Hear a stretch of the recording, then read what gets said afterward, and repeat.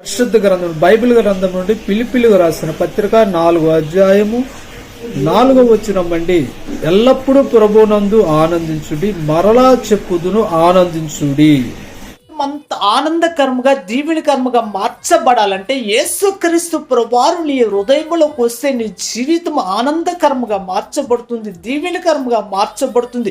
నీ హృదయంలో ఉన్న ఆ వేదనలు, ఆ బాధలను తొలగించి, నీ హృదయంలో ఉన్న భారాన్ని తొలగించి, నీ హృదయంలో భారం ఉంటే నీ జీవితానికి ఆనందం అనేది ఎలాగొస్తుందండి?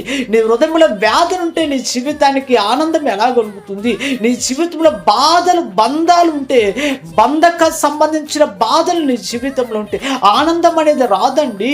ఆనందం రావాలంటే యేసుక్రీస్తు ప్రభువు నీ హృదయంలో ఉంటే ఎన్ని బాధలు, ఎన్ని ఆటంకాలు, ఎన్ని ఇబ్బందులు వచ్చినా, ఎన్ని శోధనలు వచ్చినా, ఎన్ని శ్రమలు వచ్చినా సరే నీ జీవితం అనేది ఆనందకరముగా, దీవెనకరముగా మార్చబడింది. హృదయం నిండా ఆయన నిండి ఉంటే నీ హృదయంలో నుంచి ఆనందానికి అద్దులు ఉండవండి, అంతం ఉండదండి.